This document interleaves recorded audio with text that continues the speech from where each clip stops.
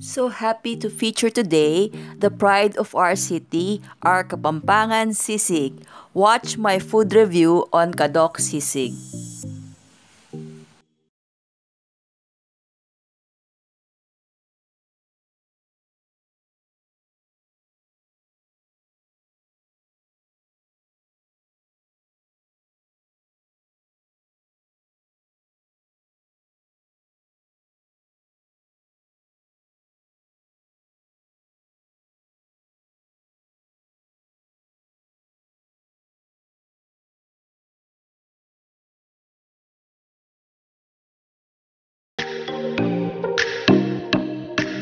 Guys, welcome back to my YouTube channel. And for today's episode, I'm so excited because I'm going to feature a food that was born and raised here in Angeles City. Parang tao lang ano.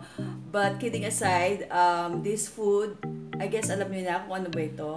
It is sisig. Yes, because sisig was created here in Angeles City during the 1970s. And the product that I'm going to feature right now is one of the most authentic out there because this was sold in Angeles City during the 1970s. And lately, it was only revived last week. So, I'm so excited kasi nung 1970s, syempre, I was born 1972. So, hindi ko naabutan to. So, I'm really excited to feature this product. Okay, the product is this, Kadok Sisig. Why Kadok? This was made by Ricardo Kadok Dino. And so, original recipe niya to noong 1970 and 70s. And it was now revived by one of his family members. Ayun. So, I'm so glad to taste this today because I'm very curious of the taste of this sisig. As you know, siyempre yung sisig has different versions nowadays, no? Like adobo, which has many versions. For me kasi, since I'm a Kapampangan, a sisig for me has to be it's in its simplest form. Meaning yung, kasi yung mga iba, nilalagyan nila ng egg or mayo. Ako, I'm against it. I mean, okay lang siguro. It's their preference. But being a Kapampangan, ang authentic sa akin is yung the simplest form. It is one of this one. Yun. Okay, so we're now going to unbox Kadok Sisig. And actually, hindi unboxing ang tawag dito. It's called untubbing. Okay, walang word untubbing, but I'm going to open this tub. Okay. For me, ang preference ko lang sa isang sisig, I don't want it to be too oily.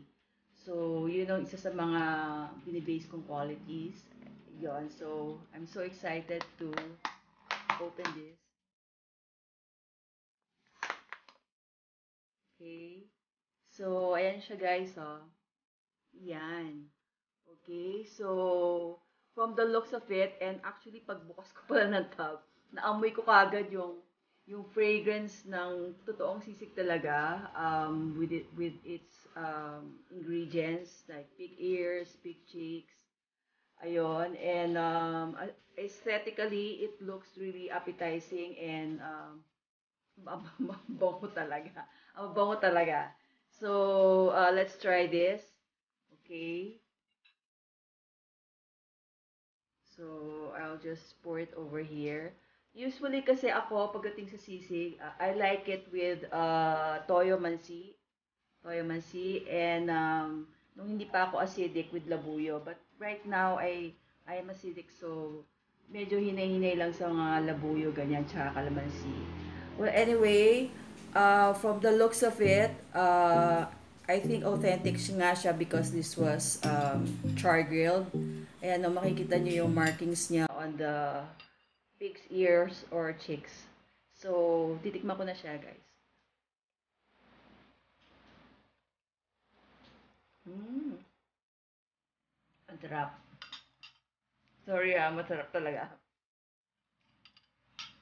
Masarap siya because I could still taste yung pagka-grilled niya.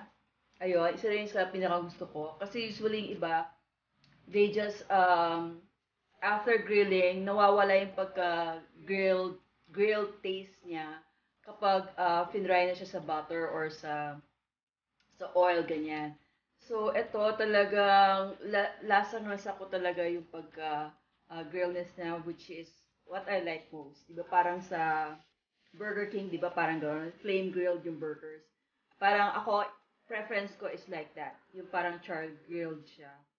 And it tastes really good. And hindi siya oily.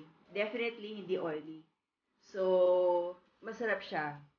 Actually, ang sisig dito sa Angeles, pwede siyang pulutan or, syempre, for me, ako best with rice. Ayan. And I'm going to eat this later with rice. Ayun. So, like I said, masarap siya.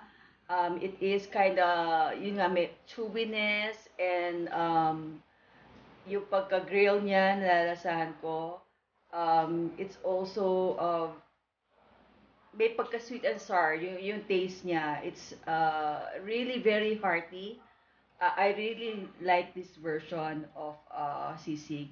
But anyway, we have a lot of version of sisig here in Angeles City, and all of them, I think, is really great. I think pasadong-pasado ito sa taste ko, and I really really like it. So, with that in mind, I'm going to endorse this Kadok Sisig.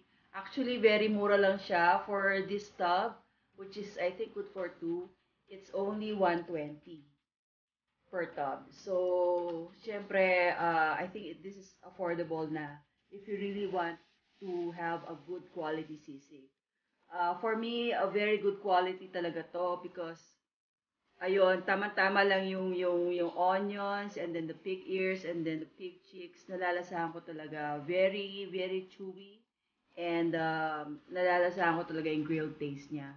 For me, thumbs up talaga ito. Okay? So, I'm going to eat sisig right now with rice and with toyo mansi. So, with that, guys, I'd like to thank you for watching my food review on Kadok Sisig. If you're in Angeles City, guys, please buy this. I'm going to show the Facebook page and the number on how you can order Kadok Sisig. Ayun. So, thank you guys for watching and I hope to see you on my next episode. Thank you and bye.